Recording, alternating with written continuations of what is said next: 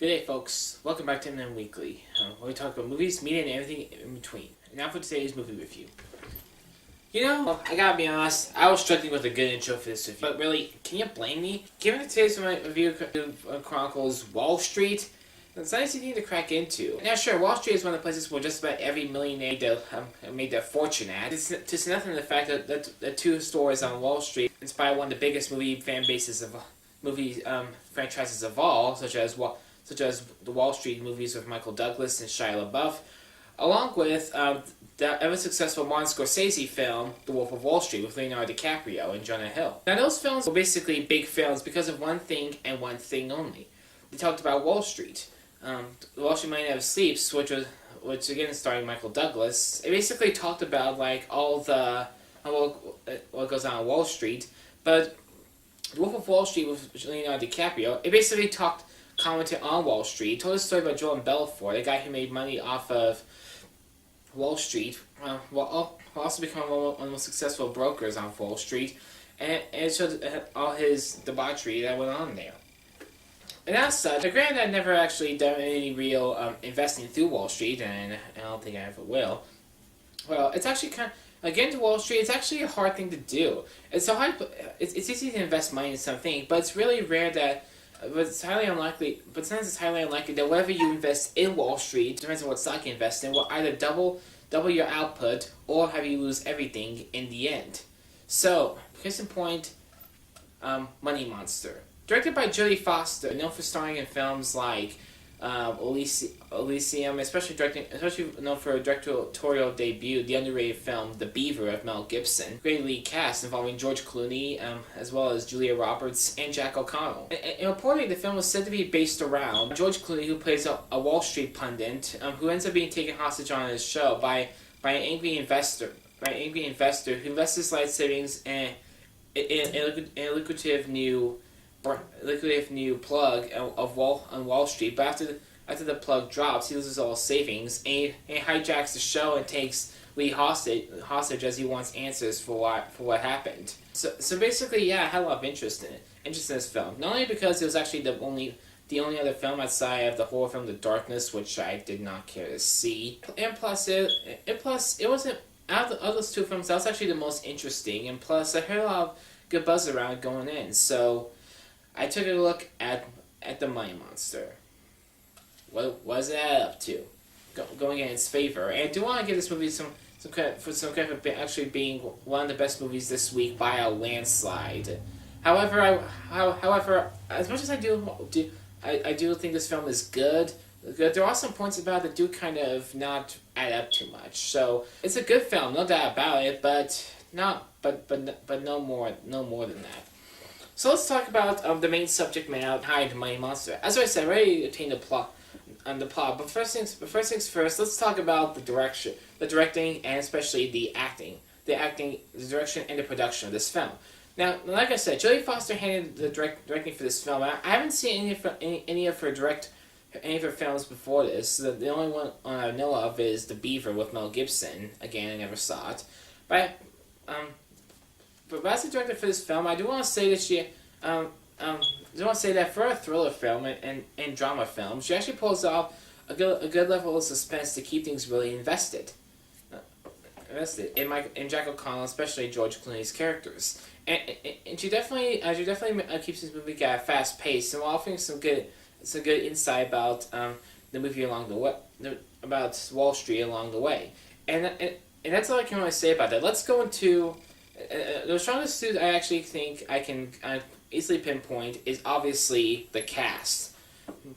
Now, as I said, the three main characters in this film are George Clooney as Lee Gates, basically a Wall Street broker pundit who basically has a lot of flash and dash for his shows before they start. Kind of think of it as one of the biggest Wall Street pundits, like say John Oliver as one of the pundits for commentary, as well as John Oliver as one of the pundits for satirizing modern day issues, as well as Stephen Colbert and being like a pundit for political satire, and so forth and so forth. I mean, anyone would kill to be one of those pundits, wouldn't they? That being said, as far as the cast goes, all the cast actually pull off the roles pretty well. Once again, George Clooney, obviously a great actor, plenty of charisma, a great stage presence, an incredible voice. I'm not getting jealous here, and also the authority to command the stage. Julia Roberts also hits out of the park. Nothing more to say there. And she's just a good actress. What can I say about that? But the one surprise I actually liked in this film is Jack O'Connell. Now here's the thing. I never really say I always say I love the villain's performances even more than the others. But Jack O'Connell actually really surprised me. His villain character is basically, like I say, he's a Wall Street broker who actually a small time investor who invests into the Wall Street thing only to have it fall apart, and he loses a lot of his savings. And basically, he was not showed the many answers. And this actually could actually be a real opportunity for everything to fall apart. Because given how the many hostage films like this tend to get too scattershot out of control and the characters really overact, that's not the case with Jack O'Connell. That guy really sells his character. First of all, I like the fact they gave him a lot of depth so we can actually care about him instead of just relying on some kind of emotive connection that isn't there. But this time, something is there. The guy's broken. He has depth to his character. He's believable. It's believable. You really do care about him. I know I cared about him. And anyway, that's one of the things about being a good villain. Writing a good villain. If you can't give him some sort of good motivation, a reason to have us care for him and want to understand where he's coming from, that's a good. If you don't add those into a villain, your villain will suffer, and thus the audience can't connect to him or at least understand where he's coming from. And Jack O'Connell really captures that for his character. I'm glad he was such a well written character, and he's by far the best in this film. As a matter of fact, he's actually one of the best villains in a film since the Joker and the Dark Knight, and that's something I don't think I've ever said before, at all. And now let's talk about the writing. Now, as I said, the story. As far as the story goes, you can tell the film wasn't willing to do like this big, deep, insightful exploration about Wall Street as a whole. I mean, the Wolf of Wall Street and Wall Street might have ceased prematurely covered all this years earlier.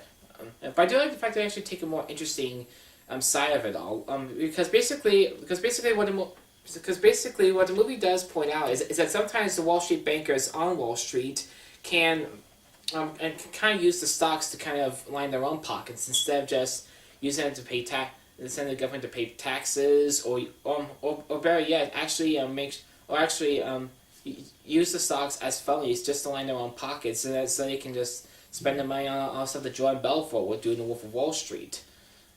And I feel like the film kind of explored that, even if sometimes it can get a little muddled and not exactly as insightful as it can be. And I feel like the film kind of frames the fact that sometimes the Wall Street people are actually hurting those that they invest by actually kind of lying or kind of deceiving people into sending money to instead of investing money to products that they otherwise may not be able to invest in or may not be able to return said investment.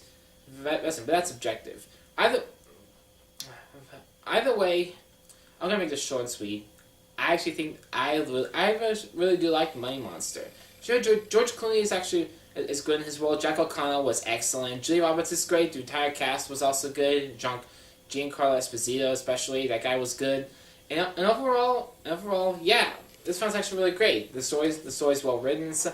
Jodie Foster is a good director. I do kind of wish that things were a little more insightful, and the approach of the themes to this film could have been a bit more. It could have been a lot less muddled, and things could have been a lot more focused. And I do kind of wish, and when things go out of the newsroom, as much as they do help keep the story moving, they don't really have the same level of suspense or emotional highs that the film has when it's in the newsroom. Just my personal opinion. But for me, this is actually a pretty decent film. I'm gonna give this film a 6.5 out of 10, and I recommend you see it. But like I said, it's not gonna blow you away. Or kind of say it's better than Wolf of Wall Street and the Wall Street films, because obviously it's not.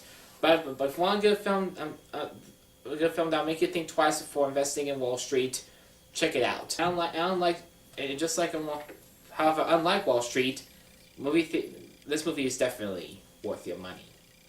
So thanks a lot for watching, and remember, thanks a lot for watching, guys. That's all I have to say for today. Comment down below. I want to know your thoughts, and check out my Facebook. Check out my Facebook. Be sure to pick up my book as well. The link is down below, and look at my Twitter as well. And I'm sorry that I haven't been able to do any media commentary recently, but I will have a new story up by this Thursday, so stay tuned for that.